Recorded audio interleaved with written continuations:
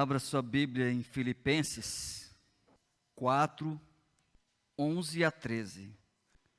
Não estou dizendo isso porque esteja necessitado, pois aprendi a adaptar-me a toda e qualquer circunstância. Sei o que é passar necessidade e sei o que é ter fartura. Aprendi o segredo de viver contente em toda e qualquer circunstância. Seja bem alimentado, seja com fome, tendo muito ou passando necessidade. Tudo posso naquele que me fortalece. Queridos, a cidade de Filipos foi a primeira cidade da Europa a receber a mensagem do Evangelho. O primeiro batismo europeu aconteceu em Filipos, que na época era uma cidade da Macedônia, uma cidade portuária, que ligava a Ásia e a Europa. Era uma capital da época. Se você procurar na internet, Cabala ou Kavala, Grécia, é ainda uma cidade portuária, uma cidade importantíssima, porque ela linka a Europa e a Ásia. Paulo estava pregando na Ásia quando Deus falou assim, passa para a Europa, né? E ele então, é estranho porque a mensagem deveria atravessar um outro continente, e o medo dele era muito grande, mas o medo logo se tornou em alegria, porque foi a melhor igreja que Paulo teve, a igreja que mais o abraçou, mais o amou, e ele escreve essa carta de 4 capítulos, quase como sem nenhuma reclamação dessa igreja, só elogios.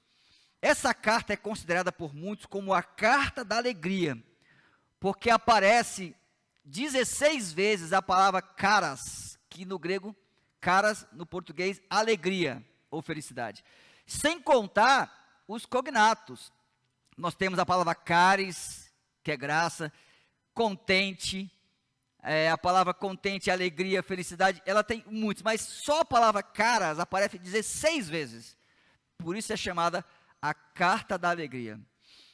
A palavra alegria ou felicidade, no grego tem muitas palavras. Tem 3 que nos chamam a atenção. A primeira é a palavra hilaros, que vem da palavra o riso provocado por uma piada, pelo momento assim, feliz, né? Uma história bem contada e arranca risadas. Mas 2 palavras nos chamam a atenção. A primeira delas é makarios, e a segunda dela é caras. Makarios é uma alegria ou uma felicidade provocada. A Bíblia diz, bem-aventurado quando isso acontecer. Makarios. Bem-aventurado se isso acontecer. Então, a palavra makarios é uma felicidade que depende de um evento. Ela precisa de um evento para que makarios permaneça. Mas a palavra caras é uma felicidade incondicional. Você não precisa de nenhum evento.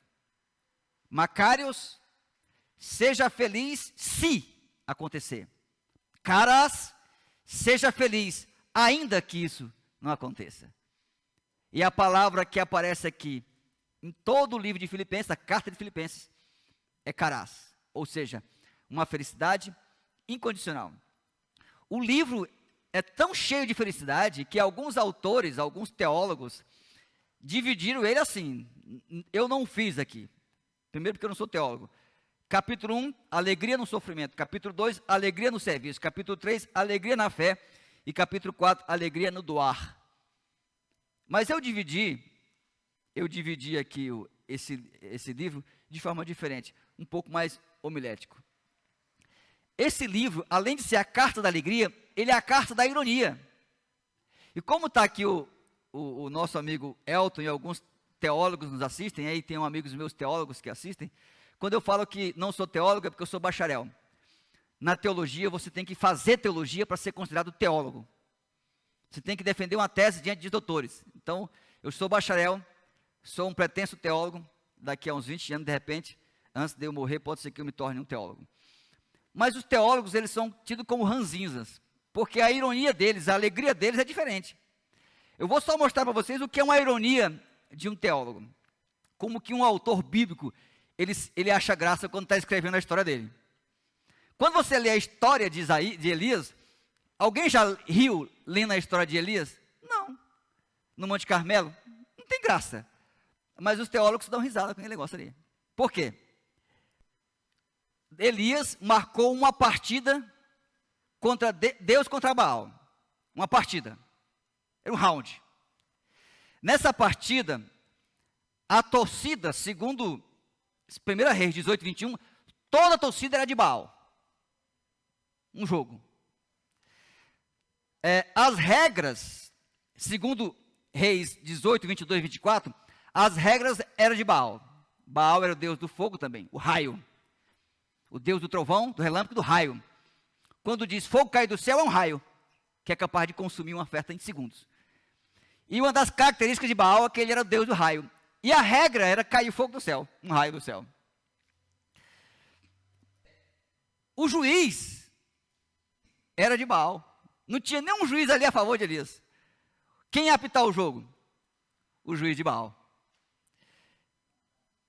O local da partida, e ainda acontecer lá o embate, o combate, era o Monte Carmelo, o monte principal de Baal. Era a casa de Baal. Nessa hora o teólogo já está rindo, né? Porque ele vê ironia nisso aí. E aí, a quantidade de jogadores eram 900, porque tem 450 profetas de Baal, mais de 800. E ali se encontrava um homem jogando fora de casa contra mais de 800 jogadores, no campo deles, com a regra deles, com o juiz deles, e no final tem a ironia. Há uma goleada e a torcida toda se volta a favor de Deus.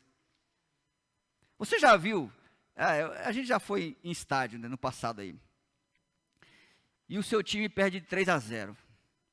Você não muda de torcida. Não muda, né? Você sai de lá, corintiano, flamenguista, né? Mas aqui não. Aqui a torcida mudou de time. Foi uma goleada. Para você ter a ideia da ironia, é como se o Ibis, o pior time do mundo, do Brasil, fosse jogar contra o Flamengo, o melhor time do Brasil. Alguns discordam. No Maracanã, o Zico sendo o juiz, o Ibis levando só o goleiro, o Flamengo jogando com os reservas e com os titulares, e levasse de 10-0. E no final, a torcida do Flamengo virasse todo o time do Ibis. Então, existe a ironia nessa história que só um teólogo percebe. Quando eu digo que a carta de Paulo, ela tem essa ironia, é porque quem escreveu essa carta, dizendo o seguinte: sejam felizes, aonde ele estava nesse momento? Preso. Ele escreveu essa carta no ano 62, e ele estava preso pela primeira vez, e pedindo para a igreja ser feliz. Mas Paulo não era um otimista inocente. Ele apresenta a alegria na carta de Filipenses, mas ele mostra alguns ladrões de felicidade. E aqui eu vou mostrar alguns deles. Três ladrões que podem roubar a sua felicidade. O primeiro dele é o apelo de Paulo, que está no capítulo 1. Ele diz o seguinte: sejam alegres, apesar das circunstâncias negativas. O versículo, capítulo 1, 12 a 14. Se você quiser acompanhar comigo lá, capítulo 1, 12 a 14. Quero que saibam que aquilo que me aconteceu tem, ao contrário, servido para o progresso do Evangelho. Como resultado, tornou-se evidente a toda a guarda do palácio e a todos os demais que estão na prisão por causa de Cristo, e os irmãos, em sua maioria, motivados no Senhor pela minha prisão, estão anunciando a palavra com maior determinação e destemor. Alegria apesar das circunstâncias negativas. Aí você fala assim: Paulo tem moral para falar isso? Paulo tem moral para nos motivar? mesmo em circunstâncias estranhas. Eu peguei o livro de Atos e escrevi algumas coisas aqui. Stael, uma biografia simples de Paulo. Não peguei tudo, não. Mas veja bem, capítulo 9, não leia não, não abra a Bíblia não. Capítulo 9, Paulo é perseguido em Damasco, 9:23. Atos 13:50, Paulo é expulso de Antioquia. Atos 14:5, Paulo fugiu fugiu de um apedrejamento em Icônio. Atos 14:19, Paulo apedrejado até a morte em Listra, foi dado como morto. Atos 16:23-24, Paulo é açoitado em Macedônia. Atos 38:39, Paulo é esquecido e abandonado em Tarso. Atos 17:13-14, Paulo é escorraçado em Tessalônica.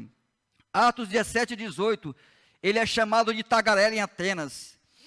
Atos 21:33, preso, Paulo é preso em Jerusalém. Atos 23:33, Paulo é acusado em Cesareia. Atos 27:13-20, Paulo foi preso em Roma. Atos 27:42, Paulo sofreu um naufrágio, o navio capotou. Atos 28:3, Paulo foi picado por uma cobra.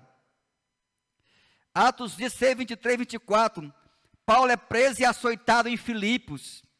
Atos 19:23-41, ele é ferido em Éfeso. Não existe um lugar onde esse homem fosse que ele era bem aceito, a não ser em Filipos.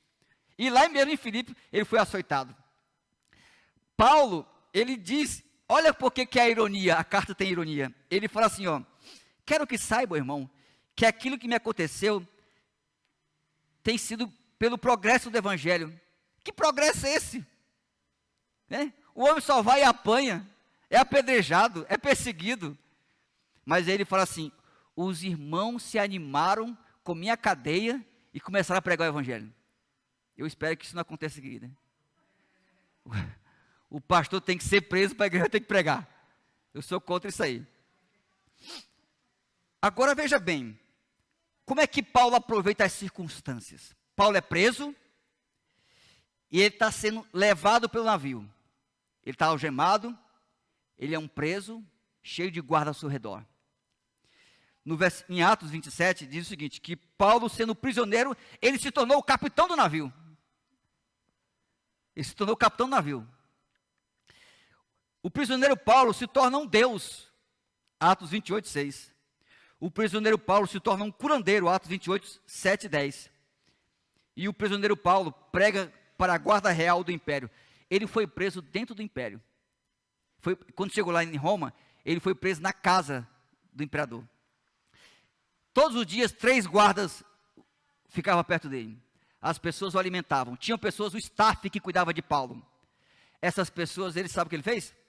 Ele convenceu todas e fundou uma igreja dentro do império, debaixo da barba do imperador. Ele estava preso e conseguiu se tornar um evangelista pago pelo império para pregar para os seus subalternos. Isso é aproveitar as circunstâncias. Quando você vê a carta dele aqui, ele manda um abraço para uma igreja que está dentro da casa de César. E essa igreja quem abriu? Ele.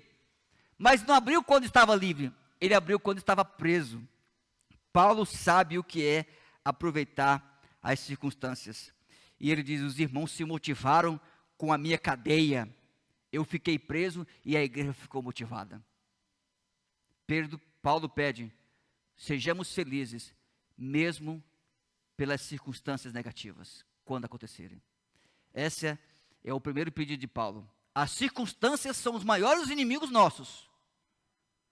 As circunstâncias, quando olhamos para as circunstâncias, elas se agigantam, e o Paulo fala assim, olha, aproveitem as circunstâncias, como eu fiz.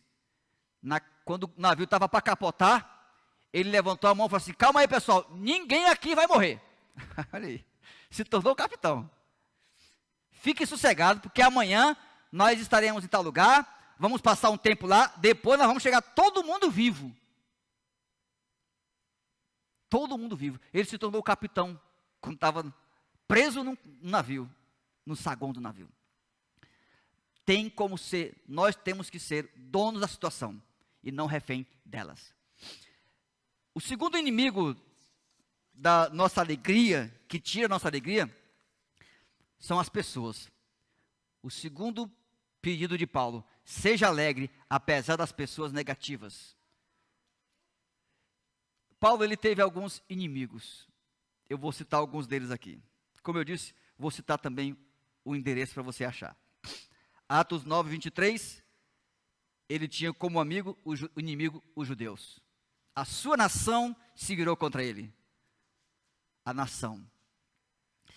Ele tinha como adversários, Atos 22, 30, os fariseus.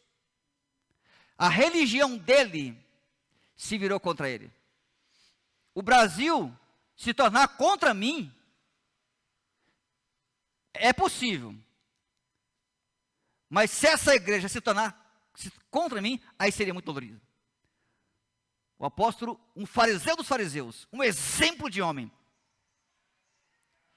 a religião dele se tornou contra ele. Os saduceus, outra religião concorrente, se tornaram contra eles. O sinédrio, Atos 23, 1. O sinédrio eram os colegas de profissão. O apóstolo Paulo, ele era um senador.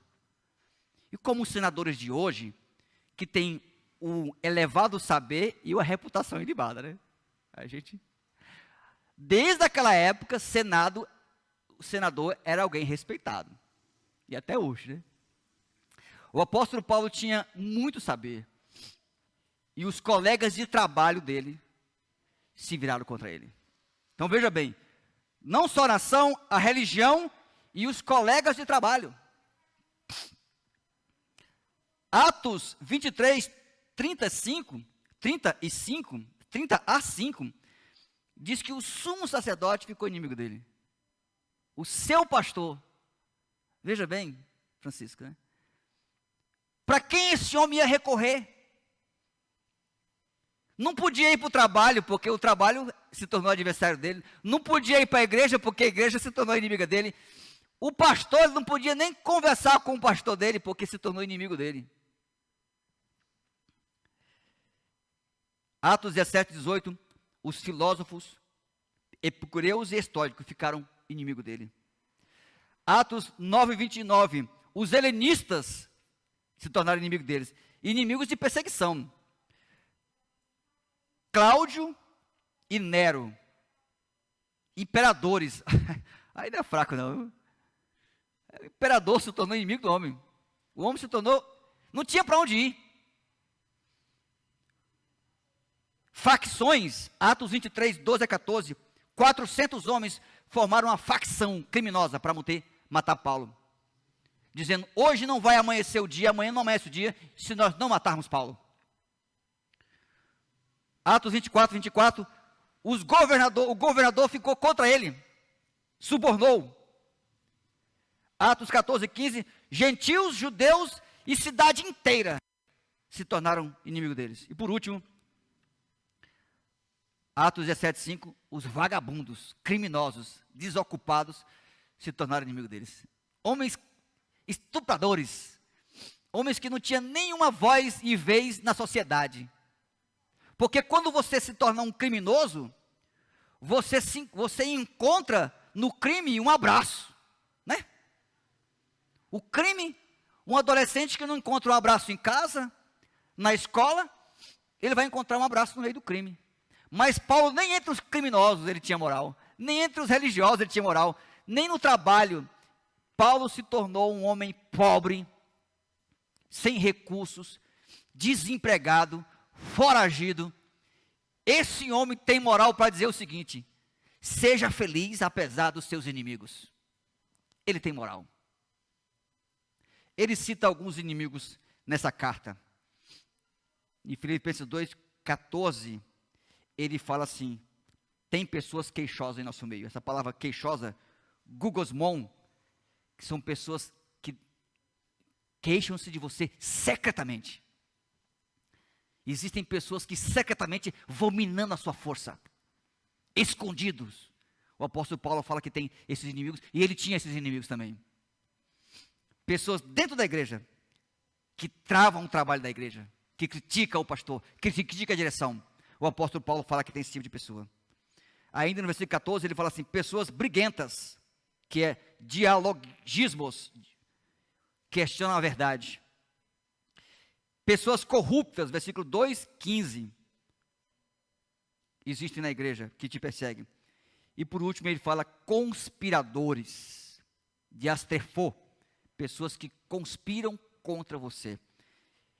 E ele fala que apesar de existir essas pessoas dentro da igreja, lá em Efésios ele chega a falar o seguinte, nós não temos inimigos de carne e sangue. Olha só, o apóstolo Paulo tinha inimigo da alta corte e do baixo clero, inimigos no plural, inimigos no singular, inimigo em todas as partes. Mas ele fala o seguinte, eu não tenho nenhum inimigo de carne e sangue. Meu inimigo é o diabo. Nós não podemos considerar pessoas como nosso inimigo. Ele fala isso aí. Muito bem. A primeira coisa que nós devemos prever como ladrão de nossa alegria são as circunstâncias. E nós devemos superá-las. A segunda são as pessoas. Mas a pior delas, a pior está ela. Ele deixa para o final. Ele fala o seguinte, sejam alegres, apesar dos pensamentos negativos. Você é a pessoa principal, responsável pela sua alegria ou infelicidade. Ele vai mostrar aqui de pessoas que têm pensamentos egoístas. Verso 2, 3, o egoísmo é um inimigo que eu crio, e a única forma de eu me curar dele é através do desapego, que está no versículo 7. No versículo 2 ele fala o seguinte, vocês são egoístas. No versículo 7 ele fala, Jesus desapegou-se. Está lá. E também ele fala de pessoas vaidosas na igreja, que o vaidoso também é um pensamento que eu crio, é uma condição minha que eu crio. E aí no versículo 8, ele fala assim, a vaidade é vencida pela humildade. Ele fala, Jesus foi humilde. Ele contrasteia, você é vaidoso. Nós devemos ser como Jesus, que foi humilde. Um dos maiores inimigos nossos é essa vaidade, é a falta de humildade. Algumas pessoas atribuem ao outro a condição de humilhação. Assim, a humilhação não é uma ação do A para o B. A humilhação é um sentimento que o B sente em relação a algo que o A fez. Vou explicar. Não é o que a Estael me disse que é humilhação. É o que eu vou fazer com o que ela me disse. Então, a Estael me chamou de baixinho. Eu posso simplesmente aceitar o fato de que eu sou baixinho e viver tranquilamente com isso aí. Eu sou baixinho. Ela tem razão. Não tem nada que eu possa fazer. Inventaram remédio até para a barba crescer. Mas não inventaram nada para um baixinho crescer. Então isso aí não me humilha. Porque eu já sei que a minha esperança é que um dia eu vou crescer. E no céu eu vou ser maior que Estael. Nem aí. E como diz os grandes comediantes, né? Quem ri por último, ri melhor. Então, Estael, eu vou olhar no céu para você e vou dar aquela risadinha. Agora, se Estael falou algo que eu possa interpretar. Agora, de repente, o Yuri me chamou de bonito, de feio. De feio. Me chamou de feio. Então, queridos, não é o que ele me falou. É o que eu vou interpretar, o que eu vou entender. Eu, cientificamente, sou bonito. Cientificamente. Eu tenho pessoas estatisticamente provadas, já perguntei para várias pessoas, uma delas está aqui, minha esposa, tem minha filha, minha mãe que está assistindo em casa. Aí você fala, pastor, mas são só sua mãe, são parentes. Eu tenho primas, a Geisa está me assistindo, a Girley, eu tenho irmã que é a Franci. Mas você só tem parente, eu tenho um amigo Silvio que está me assistindo, amigos meus, pessoas que comprovadamente, então pode me chamar de feio, cientificamente eu sou bonito, eu não tenho nada. Então o sentimento que eu tenho de humilhação é eu que crio. Eu já falei para vocês, humilhar é estar rente ao chão. Quando começa um tiroteio, o que é que as pessoas fazem? Se joga ao chão. Quando alguém começar também a te criticar e te falar um monte de coisa, se joga ao chão. Se humilhe, né? Você mesmo tem que se jogar ao chão. Então, esse sentimento. Agora vamos para a parte que eu acho mais importante, que é um grande inimigo de nosso humor, da nossa alegria.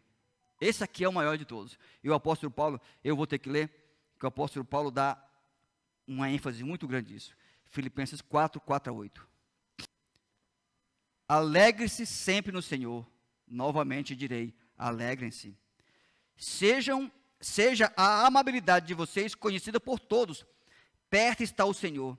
Não andem ansiosos por causa de alguma coisa, mas em tudo pela oração, súplica e ação de graça.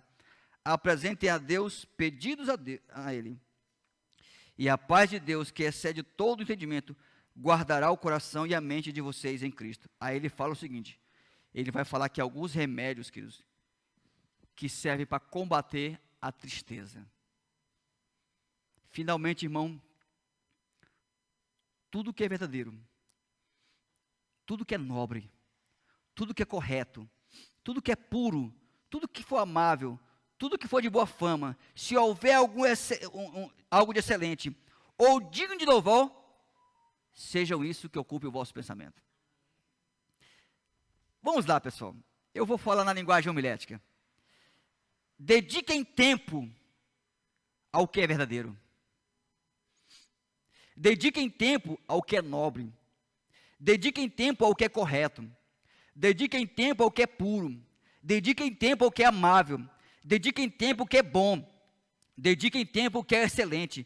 Dediquem tempo ao que é louvável. Queridos, hoje eu estava lendo, essa semana eu li muitas matérias sobre humor. E todos os psicólogos são unânimes quando afirmam que o meu humor depende de mim. Não depende de circunstâncias, de pessoas. Depende de mim. Eu consigo vencer uma circunstância fácil. Eu consigo vencer o inimigo fácil. Mas o pior que tem é quando você é seu inimigo. Porque você está o tempo todo com ele. A vítima e o agressor estão juntos. Como o suicídio. Não tem como escapar. E aí, os psicólogos dizem o seguinte, que infelizmente no Brasil, nós temos uma tendência de gostar de tragédia. Qualquer manchete, qualquer matéria que fala em mortes, quantidade de mortes, que fala em coisas que mataram 10, mataram 20, essas coisas nos chamam a atenção, um instinto de curiosidade. Obviamente, a psicologia atribui isso ao fato de que nós achamos que ao assistirmos uma situação A, nós estaremos mais fortes para enfrentar a situação ou evitar. Então, eu vou assistir, eu quero saber como aconteceu, para não acontecer comigo. Mas o fato é que, quando nós assistimos, o nosso cérebro não consegue identificar se essa situação aconteceu lá ou comigo. O sofrimento é o mesmo. O meu humor é alterado da mesma forma. Por isso que no começo do ano, eu emiti um áudio para essa igreja dizendo o seguinte, não assistam televisão. Eu há 2 anos que eu não assisto televisão, nem em casa ninguém assiste televisão. Nós não assistimos jornal. Nós não assistimos novela. Infelizmente, se você vai ver o Netflix, os filmes mais assistidos são os filmes de terrores, filmes violentos. As novelas fazem sucesso porque tem traição. Segundo os psicólogos, as mulheres assistem porque querem saber como é que funciona o negócio para ela evitar. Mas o fato é que quando ela assiste, o cérebro entende que a traída é ela.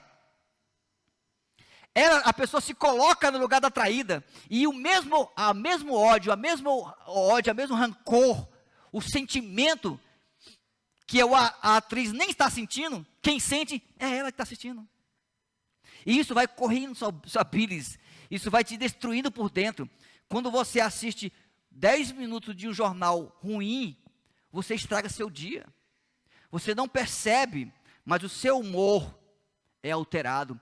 O apóstolo Paulo parece que estava no século 21, quando disse o seguinte: cuidado com o que você assiste. Não andem ansiosos. Ele coloca a ansiedade não como algo externo, mas como algo que acontece em mim. O que eu ouço e o que eu vejo, isso provoca em mim uma ansiedade. Você fala: pastor, como é que você é informado? Eu assisto sites oficiais. Eu sei qual estado que está acontecendo mais incidência, porque tem os sites oficiais que eles não têm interesse de criar um pânico em você, como são certas mídias que apresentam a você, não para te informar, mas te criar um pânico e te colocar onde eles querem que você esteja. Querem te manipular. Portanto, eu digo para vocês, sou feliz sem assistir televisão. Não assisto. Eu assisto informações oficiais do governo. O site da Prefeitura de Itapeva é o que eu mais acesso. O site do governo de São Paulo é o que eu mais acesso. É de lá que eu tiro as informações. Eu não preciso de ninguém opinando e me criando um pânico, me dando medo. Então eu peço a vocês, queridos, dedique seu tempo. O apóstolo Paulo, eu quero finalizar. Quando o apóstolo Paulo estava para morrer, não vou ler não. Ele estava para morrer, faltava pouco tempo para morrer. Ele estava na prisão, ele falou assim: Timóteo, me traga a Bíblia. Me traga os livros. Eu vou ler. Passaram-se 1 ano nós em casa. Ninguém escreveu um livro. A gente dava para escrever vários sermões, dava para criar várias coisas, dava para criar vários apps, né, Yuri? Você que é da área mídia, dava para criar app de tudo que é conta. Mas nós ficamos trancados em casa, aterrorizados, com medo, porque a nossa ansiedade foi criada por informações que entraram maldosas em nossa mente. Então eu peço, pelo amor de Deus, você que está me ouvindo aí, filtre o que você ouve, o que você vê. O apóstolo Paulo diz: se você vê uma matéria, se não é verdadeira, se não é correta, se não é pura, se não é amável, se não é excelente, se não tem louvor nenhum, para que assistir isso aí? Então esses são os nossos inimigos. Eu termino aqui a minha fala recapitulando as 3 coisas. A nossa alegria pode ser roubada por circunstâncias. O apóstolo Paulo mostrou que é possível viver feliz com as circunstâncias. A nossa alegria, ela é roubada por pessoas externas. O apóstolo Paulo fala que é possível ser feliz mesmo com muitos inimigos de alta classe. A nossa alegria pode ser roubada por nós mesmos. O apóstolo Paulo dá o caminho de como fugir da ansiedade e da tristeza, filtrando o que passa em nossa cabeça. Você entendeu, querido, você que está me assistindo aí? Você entendeu que é possível ser feliz? Deu para entender? Você sentiu a necessidade de ser feliz? De ignorar as pessoas ao seu redor que te falam mal, as circunstâncias que estão acontecendo, notícias ruins, você ignorar? Se você sentiu, entendeu e sentiu, eu quero desafiar você a viver uma vida de alegria, caraça, uma vida de felicidade, independente do que aconteça aí. Não estou falando de negacionismo, porque também tem a síndrome poliana, né? A síndrome de poliana é você viver uma vida aí ignorando tudo que acontece. Não, na medida certa, filtre. Dá para ser feliz, apesar de tudo isso aí.